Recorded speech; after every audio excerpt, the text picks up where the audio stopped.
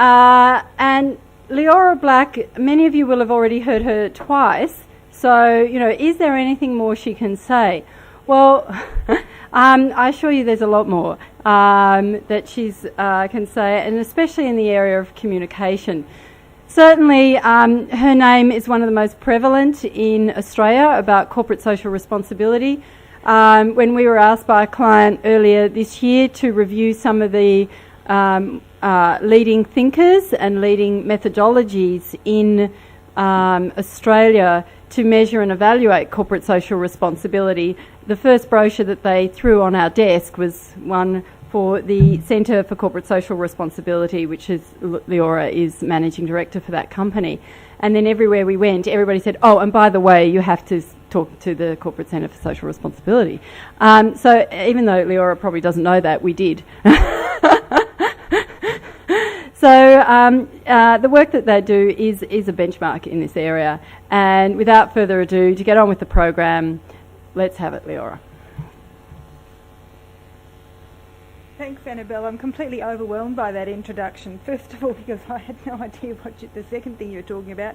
And the first thing you're talking about, I'm wondering also what else I can say. Thank you for that introduction, Annabelle. Normally I'm walking around in small groups without a microphone. As you could probably tell yesterday, I was mucking up with the microphone fairly consistently. I won't be able to see it a bit like that. Now, I'm wondering myself, this is my third time up here in front of you, what more can I possibly say?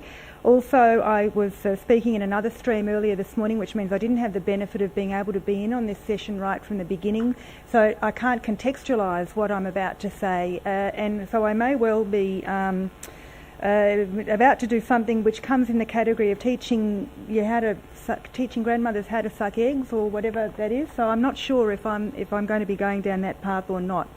This short presentation this morning is part of a larger training program that I do on communicating corporate social responsibility. It's a one-day program. I'm not going to try and speak at the speed of light so that you get the whole program in 40 minutes, but I'll try and pick out a couple of the highlights of what I think is the most important thing. It's an enormously difficult thing to communicate corporate social responsibility. I have a tendency to wander away and walk in and out, so if I go vague, just tell me to get back behind my box here and then you'll be able to hear me properly.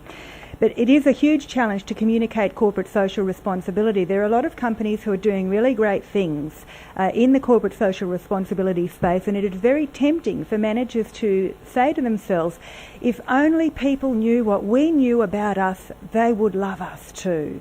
And it is just not that simple. There's a huge degree of cynicism about corporate social responsibility communications. In fact, there's a huge degree of cynicism about corporations, full stop.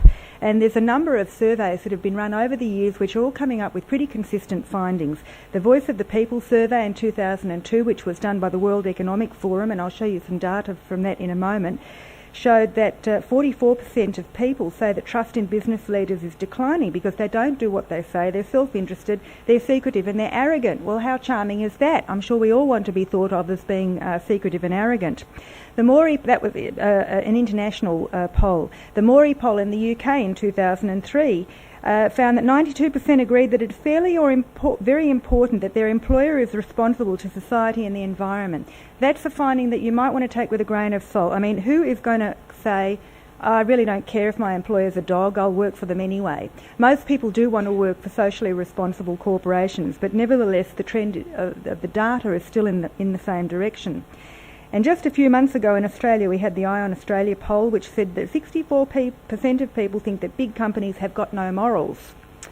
The Yankelovich survey in the United States, which I don't think is done anymore, but it was done for many years, year in and year out, which is a terrific thing to do because then you see trend data. In 1970, 70% of respondents agreed that business does strike a fair balance between profit and the public interest. By 1999, nearly 30 years later, only 28% thought that business strikes a fair balance between profit and the public interest. So you really are walking a tightrope with your CSR communications. Just a closer look at that Voice of the People survey from the World Economic Forum. It's an important survey because it was a global survey with 34,000 participants in 46 countries, which makes it a very large piece of data. And you can see there tracks declining or increasing trust in various institutions of society. Now, the reason why the armed forces get so much trust there is because of the peculiarity that probably most of the respondents were in the United States, and this survey would have been taken in the aftermath of the terror attacks on the World Trade Center in September 2001. So here in Australia, that top line figure may not be true, but even if you forget about that top bar and look at the others, trust in non-government organisations is increasing faster than any other institution in society, and they are the most trusted institution in society, whereas companies, down the bottom, second bottom large national companies and third bottom global companies, trust is declining at almost the fastest rate, and the actual level of trust is really very low. So companies put a lot more faith in what non-government organisations say than in what businesses say, which is an interesting thought to hold when you think about what is the best way to go about your CSR communication strategy. So you're here between a rock and a hard place, or under the sword of Damocles, or whatever kind of imagery appeals to you. Their research does suggest that if you are well known for your corporate social responsibility, it's better not to say anything about it, okay?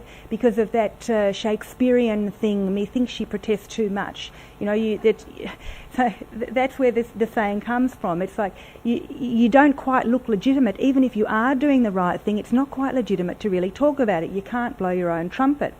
On the other hand, if you have a bad reputation for corporate social responsibility, and then you go out and try and communicate about your initiatives in corporate social responsibility, that's a risky strategy too, because you will be accused by the trusted non-government organisations and so on of telling lies, putting a spin on things, the greenlashing response. So you are really between a rock and a hard place. If you're good and you talk about it, nobody believes you. If you're rotten and you're trying to get better and you talk about it, nobody believes you. So what are you to do? What's a good communications expert to do with this dilemma? Just to add to the difficulties of the whole situation, there are other kinds of challenges as well for communicating corporate social responsibilities. Two kinds of factors, your stakeholder factors and your organisational factors. I've already talked about the scepticism and the declining trust generally in corporations, which corporations have to deal with. But the other thing to add into the mix is you think about the very diverse stakeholders for a given organisation, and the bigger the organisation and the more global the organisation, the more diverse your stakeholders are. And they all need something different. Not only do they all need something different, but some of them have competing and conflicting agendas. You make one lot happy and the other lot, by definition, is going to be unhappy. So how are you going to find a path between the conflicting needs of stakeholders, given that they're all pretty sceptical about anything that you're going to say anyway?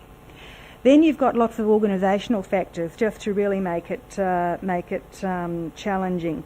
You've got line managers who are caught up in their day-to-day work and they say, it's not my job, you go to the public affairs people. Middle managers under pressure to achieve budgets. Top management who's not persuaded about the corporate social responsibility agenda. They're not educated, they don't know what it is or why it matters.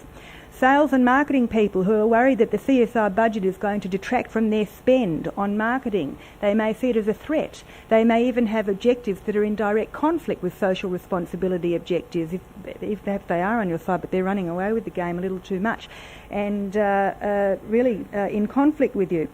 You've got finance people and accountants and lawyers who may not see a connection to the fundamentals of business strategy and put it in the same category as philanthropy. And of course, you know, if there's no connection to their business fundamentals, they don't want to know about it.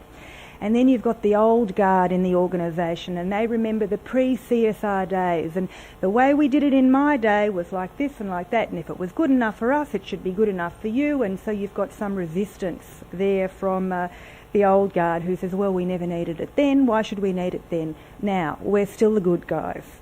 And you may also be facing constraints of lack of resources, multiple locations, and so when you add all of these internal and external factors into the mix, you are pushing a rock uphill, absolutely and literally. So you need to be much more than a skilled communicator, much more than your regular public affairs person. There is a way out of the mess, I'm very pleased to say. There's been some research in a way out of the mess. How should you do it? How can you be credible? And I would like to suggest to you this morning a 3-step process. Now, these 3 steps don't necessarily all happen sequentially, a bit like the change model that we looked at yesterday morning in the Experience CSR program. There is an order, a step 1, step 2 and step 3, but you will be going back and reiterating and reinventing and going back. But there is basically a 3-step sequence, which I would call in the first instance an involved communication strategy, in the second instance an expert communication strategy, and then ultimately an endorsed communication strategy. Now, as we move through these 3 steps from the bottom left-hand side of the screen to the top right-hand corner of the screen, we are basically going through a process of inside-outside. We're starting with our internal stakeholders and our internal audiences for communications, and we are going through a process that gradually takes us to external stakeholders, and we are also moving from communications techniques that are largely direct to communications techniques that are largely indirect, although there are both direct and indirect communications tactics that you might roll out at any one of these stages. So let me talk to you in a bit more detail. I'll just keep that up for a few moments while I talk about the nitty-gritty of this 3-step model. The involved communication strategy. This is about talking to organisational members, largely employees, particularly if you're in a very large organisation. You may in fact be from a membership-based organisation, and so when I talk about organisational members, I literally mean your members. But often, particularly with a large multinational company, your organisational members are your employees, and they will be all around the world perhaps. They're the first stakeholder group to address in the communication sequence, and the kinds of things you're talking about to your organisational members or your employees are the things that are relevant to them. Talking about the corporate social responsibility issues that are relevant to employees. So things like work-life balance, diversity, responsible redundancy. We've heard a lot of expert stuff around some of those topics at this summit today, but those issues of relevance to employees are the place that you begin with your organisational members and that kind of communication. At this point, you're really working hard to be an employer of choice, to provide working conditions that are the kinds of conditions that will attract your skilled and talented employee base. You may well be making employees the heroes of communications when you get down to the tactical level. But the place to start is to get your employees on board with the communications. Remember that further on down the track, your employees will be the ones who are stimulating the word of mouth, which is incredibly powerful, much more powerful than any kind of advertising that you will ever do, is your word of mouth. Who are your ambassadors for the word of mouth? The employees. They know what it's really like inside the organisation. They know where the bullshit is. They know where the skeletons in the closet are. You get it right and get it first with your employees, and that will provide the foundation for your CSR communication strategy. Step 2, starting to get a little bit more complex, and we're using now a combination of direct and indirect methods, and we're talking to opinion leaders and experts. These people are among the stakeholders of your organisation, but they're not all the stakeholders of the organisation. Now, who are the opinion leaders and the experts? The NGOs, to a large degree. NGOs are the new category killers. They have a single-minded focus on their own particular issues. They use simple and direct communication strategies. I've recently had the experience of going to visit a company that had been the object of what Greenpeace calls an action. And the security procedures that I had to go down there, because they sort of looked at me, corporate social responsibility, are you sure you're not Greenpeace in disguise? And they basically had this action where people had come in pretending to be, I don't know, friends of employees or maintenance workers, or I don't know what it was, and suddenly they found themselves covered like a rash with Greenpeace people doing this incredibly well executed communications piece, highly visible, great TV, great photography. I mean, really wonderful. I mean, NGOs are the new category killers when it comes to corporate social responsibility. Their communications tactics are usually really, really good. You need to be talking to them and engaging with them directly. So in your direct communications pieces, at this point you are really dealing with a lot of stakeholders in that NGO category. Now, of course, they're not going to fall for any old line. Okay? They do know what they're talking about. You cannot pull the wool over their eyes. How do you talk to them? You talk to them through a process of dialogue. You're not trying to convince them or persuade them or tell them or educate them as much as you are trying to be in a dialogue space with them, where you are as open to hearing about them and to hearing about their issues and what's on their agenda as you would like them to be to listening to you. So your key communications tactic at this point in terms of direct communications is dialogue, supported by indirect communications tactics. Now, the indirect communications tactics that you might use here will be getting the experts to give you the tick of approval. I know it sounds very, very cynical, but this you do need to be hard-nosed about earning your reputation for CSR. It's just not good enough to be good if people don't know about what you're doing. So at this point, your indirect communication strategies, working in tandem with your direct communication strategies, will be things like making presentations at CSR conferences, going for CSR awards, participating in CSR indices. Even if you participate and get a crappy result, it's better to be in it than not to be in it, because at least it shows that you're having a go and making an effort. Signing international norms, but only if you really mean it. If you really mean it when you sign up to the Global Compact principles, go for it. It's an indirect communications piece for your opinion leader and expert stakeholder groups. Some of them will not regard that kind of thing as having a lot of substance, but some of them will. Pick carefully what you're going to sign up to. Make sure that you really mean it and that it really is consistent with your own corporate values and your own brand vision. Deal with the specialist and indirect media, Ethical Corporation magazine, Ethical Investor magazine, and some of these outlets. You look at them and you think from a communications perspective, well, who's reading that? You know, they've got a circulation of 10. But who are the 10 that are reading it? They are really important 10 people. I know that it's more than 10 people. I'm using an extreme example.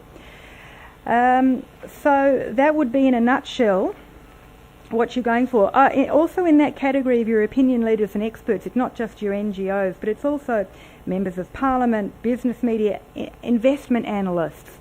Especially if you're a listed corporation, your investment analysts are a critical audience for your communications piece at this level, at your stage 2. They have the ability to really set the agenda for how people will regard your organisation. And I don't just mean the socially responsible investment indices, but investment analysts altogether. When you're talking to these people, your communications actually might verge on the scientific, be very dry, be very technical, no bullshit, lots of diagrams, lots of hard data. Forget about the glossy photos and the high value publication. I can't remember the proper term for it, but you know when something looks really gorgeous and something looks like you just dashed it off.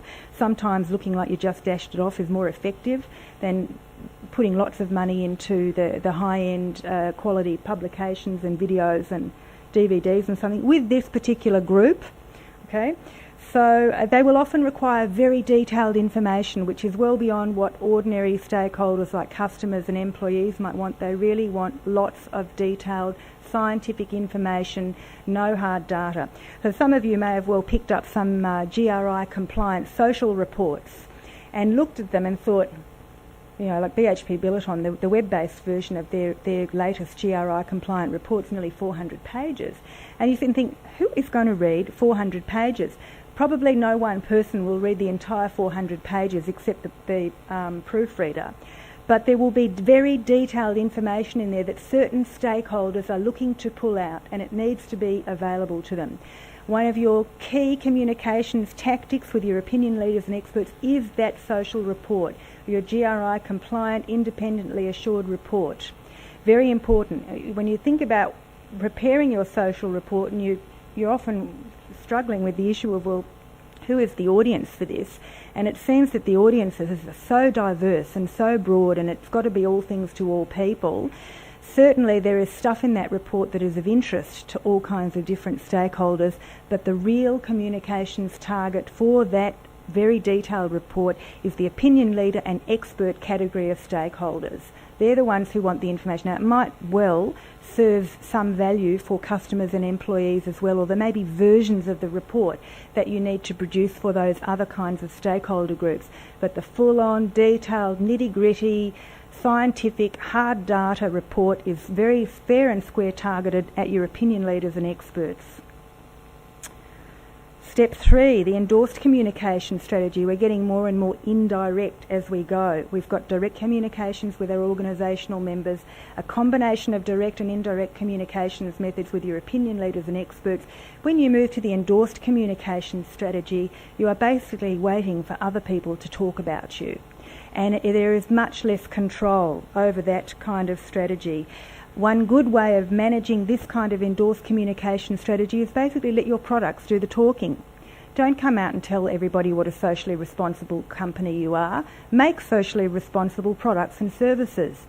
Origin Energy's Green Energy program does the talking for them. A number of banks have got financial literacy products that they've developed. Those products do the talking for them. Develop socially at McDonald's, the healthy choices menu. Let the products do the talking for you.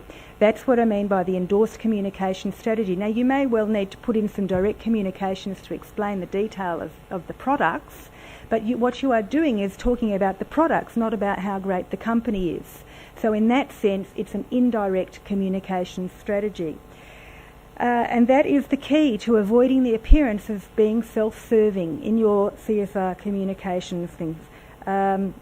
It is difficult to control the endorsed communication strategy, particularly if you're trying to put in place a media relations program. You can really only talk about the products, not about how great you are. And responsiveness is essential, the responsiveness being the key to product responsibility initiatives that will put you out there as a socially responsible corporation. So the direct product communications, getting mixed up. The communication strategy for the products may well be direct, but in terms of a strategy that communicates how socially responsible the company is, that is an indirect strategy to let your products do the marketing, do the talking. So that is a very long-winded way of talking about a 3-step program, and on the next slide there's just a summary of some of the key tactics that you would look at in your involved strategy, your expert strategy and your endorsed strategy.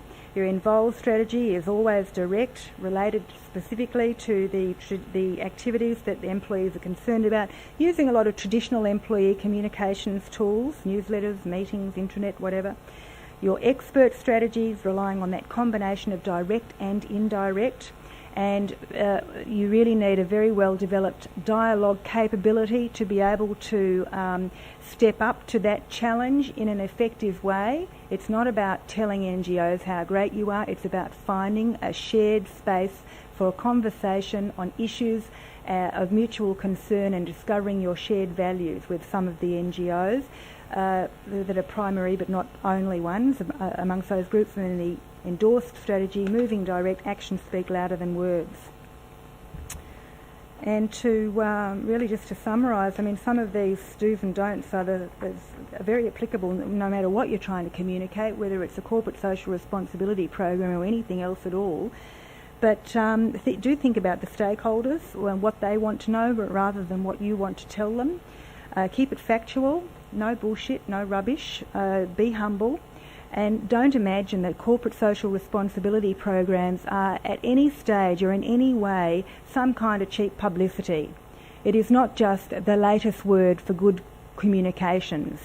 Don't overpromise, don't spin, don't overkill. These things would be normal kind of rules of the game for any communications program, but with corporate social responsibility programs, when you're really talking about how moral or ethical a company is, it is just really incredible to be straight, be factual, and no spin.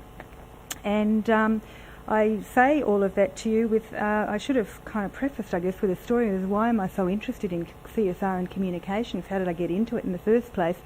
And it was from many years of acting as a communications consultant to a company which got itself into all kinds of problems, social responsibility problems. I spent many years consulting to BHP Steel for communications activities, and they were doing a great job with their customers and their products, but at the same time the mining division was on the rampage in Papua New Guinea, destroying rivers, destroying communities and local livelihoods, and what was going on in the mining division was undermining anything we could do in the steel division, even though the two parts of the company were very independent and not much to do between them, nothing in common except the brand name and the logo.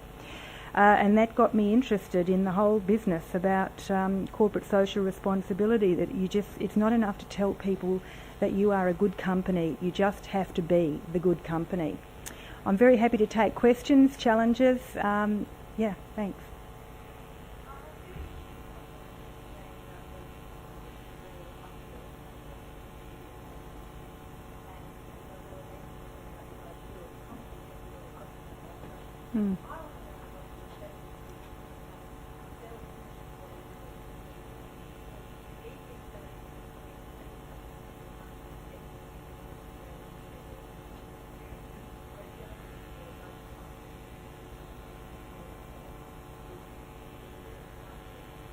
Well, you've picked the underlying assumption of the model in one hit. This whole model is predicated on the assumption that you've got buy-in. If you don't have buy-in, this is like the next step after getting the buy-in, and the kinds of things to get the buy-in. I mean, really, it's enormously challenging. You can try and sort of develop a business case and develop a strategy and argue the facts, but there's really only three reasons why a company will ever start to go down the path of corporate citizenship.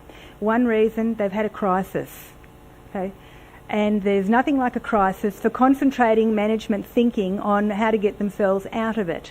So companies in the category have had a crisis would be a lot of mining companies. Banks in Australia had a crisis during the 1990s, a crisis of credibility and trust with their customers. So crisis is one good thing, but you can't go around manufacturing crises. If you haven't got a crisis, what else are you going to do? The other option is that it is simply part of the founding mission and values of the company, and the Body Shop is a good example of that. There's just part of core vision from the beginning. Or maybe your CEO has an epiphany, like Ray Anderson at Interface, the CEO epiphany and the founding vision kind of category, they're a bit together. If you can't arrange for your CEO to have an epiphany, then there is only one other reason why a company will go down the path of good corporate citizenship, and that is because of the general pressures in the environment. They see other business around that are going down this path. There is general pressure in the media, from government, from stakeholders. The pressure is building, and they need to keep up with the Joneses, to put it very bluntly. There's, in an academic kind of language, you would call it the institutional environment and institutional pressures to conform and not to be the laggard. So not to fall behind the general standards that are being applied in your industry. And for the majority of companies that are starting to go down the corporate social responsibility path, that's the category that they're in. And you do find a lot of resistance because they don't quite figure, like, we've managed to get along this far without it, what do we need it for now? Well, the writing is on the wall. They can't stay where they are forever. So a lot of it is going to be about exposing senior managers to situations where they can see the writing on the wall.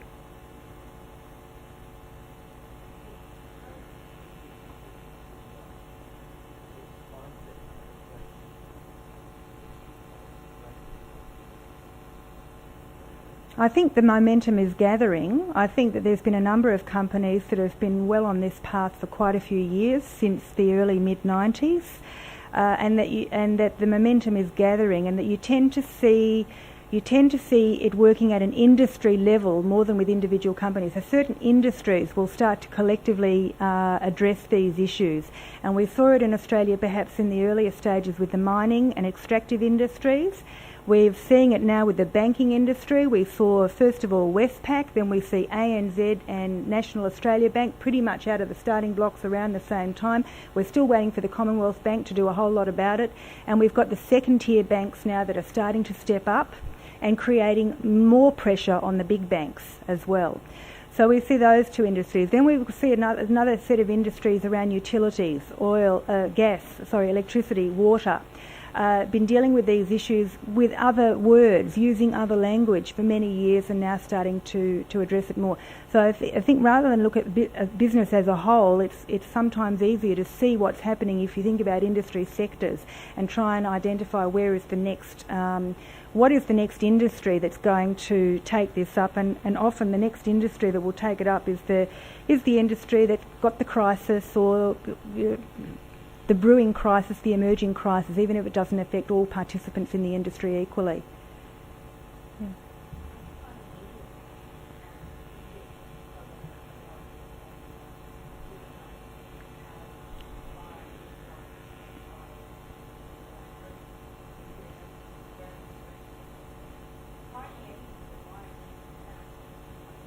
Deeply cynical. The media in general is deeply cynical, and it's their job to be cynical about everything. It's only news if it's bad news. So a company or an event or anything at all in the CSR space is almost by definition less newsworthy.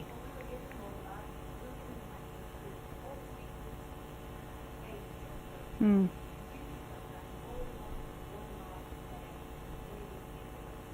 Mm.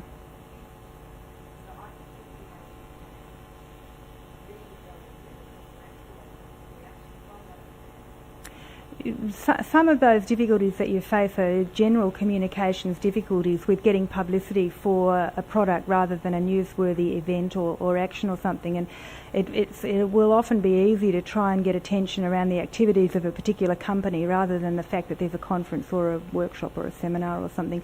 I mean, I'm not at all surprised by what you say. It's incredibly difficult to get positive media attention for any kind of story in the CSR space, but if it's not actually about the actions of a company, it's even harder. Yeah. So, yeah.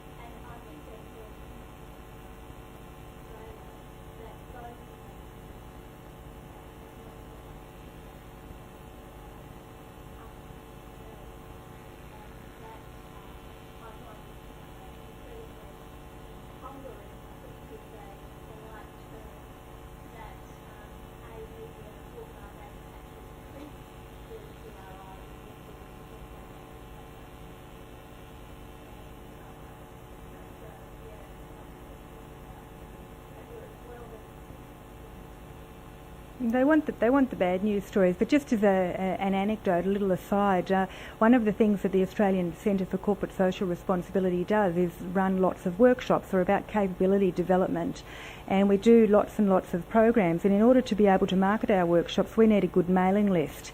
So we're forever ringing up companies to get correct contact information from people. And one of our people rang up News Limited to check that we had the correct contact information to go on our mailing list, and we were put through to the Corporate Affairs Department, and the person who was on our list was not the right person. They'd moved on. And so we hear this conversation going on at the other end of the phone. Who here is interested in corporate social responsibility? No. And then the voice came back onto the phone. No one's here is interested in corporate social responsibility. Take us off your list. That was News Limited.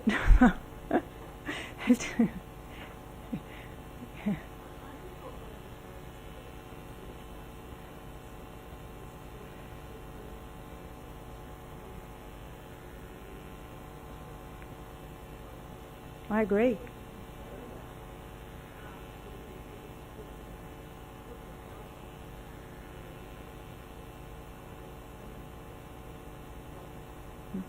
Yeah.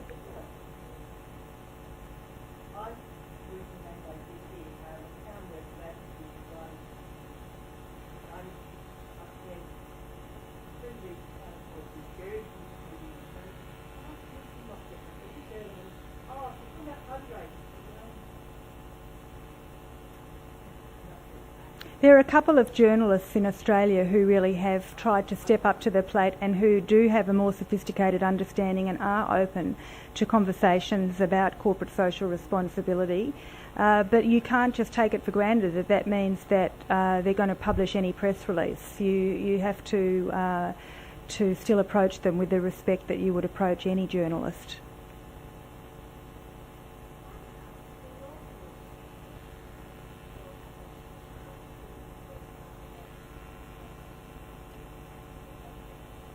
Generally, the ones that have been at it for the longest are the ones that are doing it best because they've had to figure out so many things and learn from their own mistakes. So the CSR leaders in Australia put me on the spot to name names, because whatever name I name, there's another one that I won't name that is probably just as deserving as being named. So but among the leaders, you would certainly see Westpac, IAG, BHP Billiton.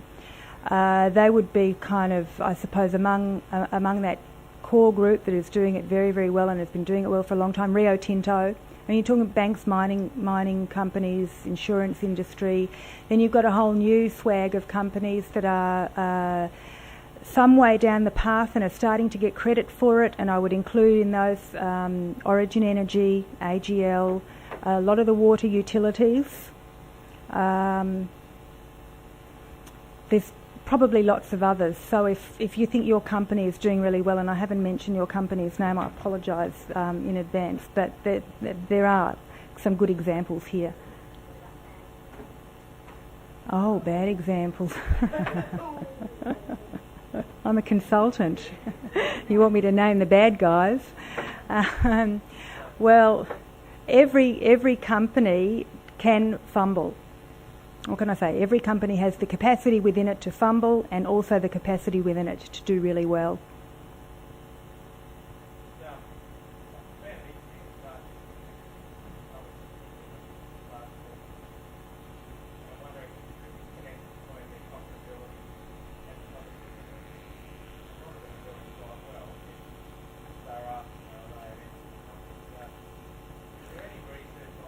There's a lot of research. The relationship between financial performance and social performance is the most researched topic in corporate social responsibility, and there's a huge body of literature going back over 30 years. There's hundreds and hundreds of studies.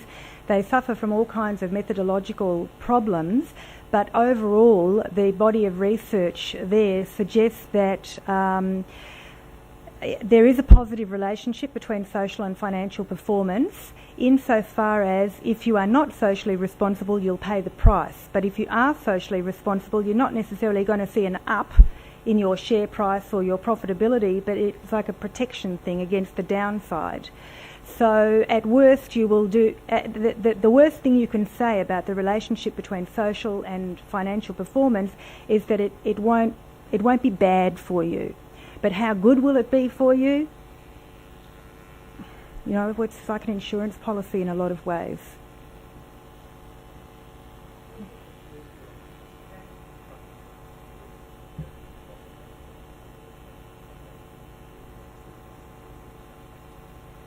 Well, that's a really big. It's a really big challenge. There's a number of companies that are the so-called sin stocks.